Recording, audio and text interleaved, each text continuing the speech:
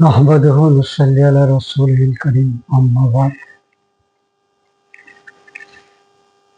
আজি মই আপোনালোকৰ আগত সূৰা ফালাকৰ বিষয়ে অলপ কম।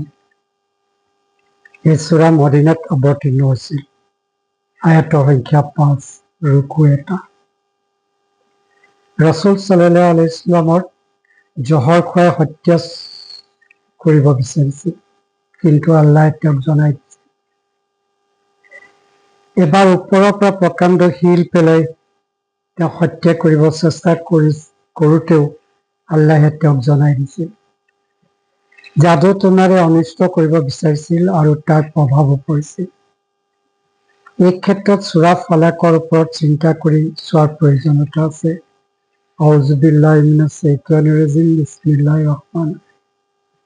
কুল আউযু বিৰাব্বিল ফালাক মিন শাৰৰি মা খালাক ওয়া মিন শাৰৰি গাসিকিন ইযা ওয়াকা ওয়া মিন শাৰৰি নাফাসাতি ফিল উকাদ ওয়া মিন শাৰৰি হাসিদিন ইযা হাসাদ।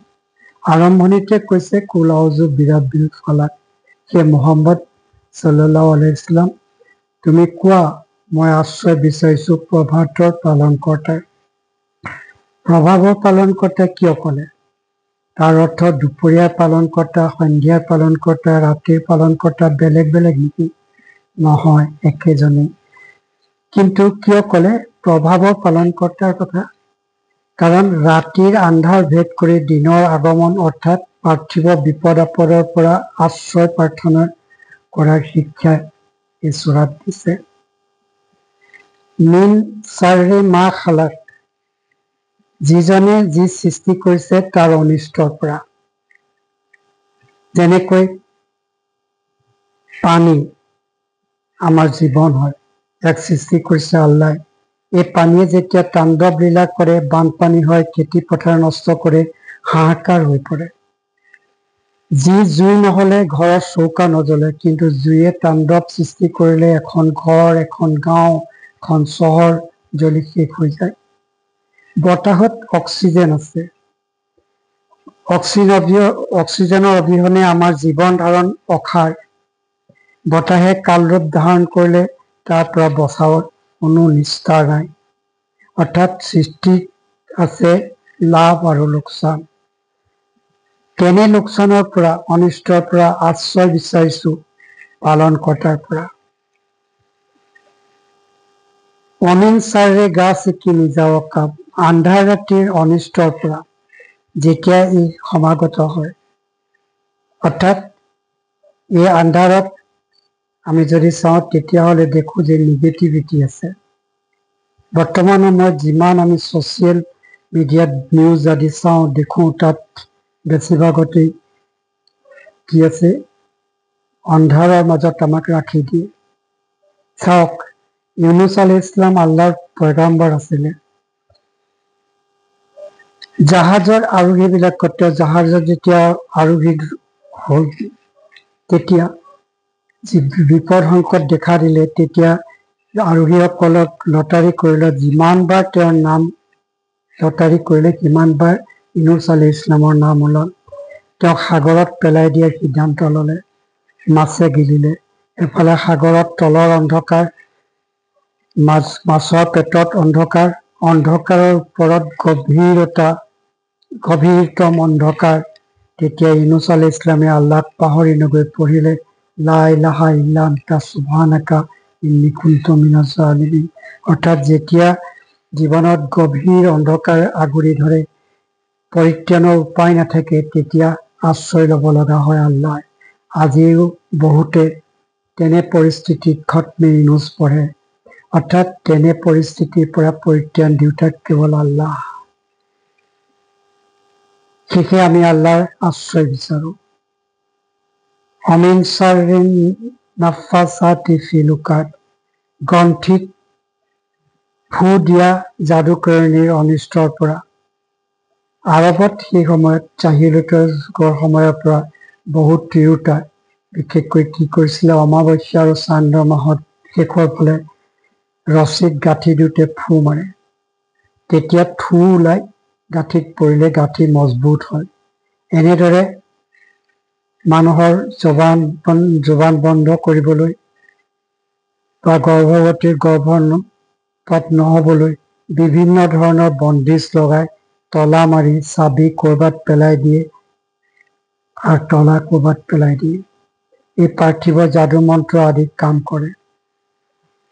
তাৰ পৰিত্ৰাণৰ উপায়ৰ বাবে সূৰা ফালাক আৰু সূৰা নাচ মহৌষধ হিচাপে আল্লাহে দিছে। কিন্তু আমি জানো যে এই সূৰা নপঢ়ো, আল্লাহৰ প্ৰতি আমাৰ একীন নাই, তাৰ বাবে হাবাথুৰি খাই ফুৰোঁ।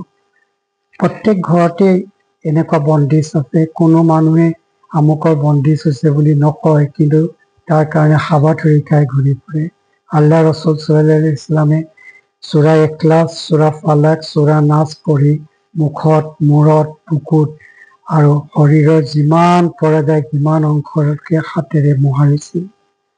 উল্লেখযোগ্য কথা হ'ল, এই সূৰাত আল্লাহৰ নাম এবাৰ আছে, সূৰা ফালাকত এবাৰ আছে, কুল আউযু বিৰাব্বিন নাছ এবাৰ আল্লাহৰ নাম আছে, প্ৰভুৰ নাম আছে।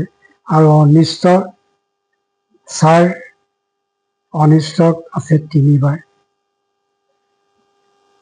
মিন শাৰৰি মা খালাক, মিন শাৰৰি গাছিকিন ইযা ওয়াকা, মিন শাৰৰি নাফাসাতি ফিল উকাদ 3 বাৰ চাৰ আছে, অৰ্থাৎ অনিষ্টৰ কথা আছে। অন্য হাতেদি সূৰা নাচ যদি চাওঁ, তাত আমি দেখিম যে প্ৰভুৰ নাম আছে 3 বাৰ। কুল আউযু বিৰাব্বিন নাছ, মালিকিন নাছ, ইলাহিন নাছ। আৰু কুমন্ত্ৰণা আছে এবাৰ। ইয়াত কৈছে, ইয়াক দিয়ে, কুমন্ত্ৰণা দিয়ে কোনে? মিনাল জিন্নাতি ৱান নাছ, জিন জাতি আৰু মানুহৰ মাজৰ মানুহৰূপী শয়তানে। ইয়াত কৈছে পৰলৌকিকক বিপদ আপদৰ পৰা আশ্ৰয় বিচৰাৰ কথা কৈছে। শেষত কৈছে অমিন শাৰৰি হাছিদিন ইযা হাছাদ, আৰু হিংসুকৰ হিংসাৰ পৰা যি যেতিয়া হিংসা কৰে।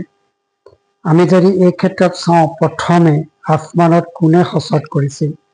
তেতিয়া আমি দেখো যে ইবলিছ আদম আলাইহিছ সালামৰ ওপৰত কৈছিল, মোক জুইৰ পৰা সৃষ্টি কৰিছে আৰু আদম আলাইহিছ সালামক মাটিৰ পৰা। দেখা যায় অহংকাৰ তকব্বৰ তেতিয়া সময়ৰ পৰাই আমি আছে, আৰু ই কি কৰিছে? বৰ্তমানো আছে। আৰু পৃথিৱীত এই হসদ কোনে কৰিছিল? আদমৰ 2 পুত্ৰ কাবিল আৰু হাবিল।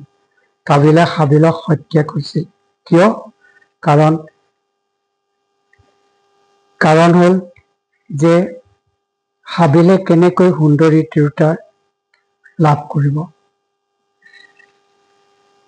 মনত আহিল কাবিলৰ অহংকাৰ আৰু অহংকাৰ।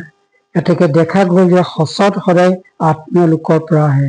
এই ক্ষেত্ৰত দিনে আমাক সুন্দৰ শিক্ষা দিছে। আত্মীয় ওচৰ চুবুৰীয়াৰ বিভাজনৰ ক্ষেত্ৰত উদাৰতা দেখুৱালে এইবোৰ নাহে। সেয়েহে এই 2টা সূৰা বেছি বেছি পঢ়িব লাগে।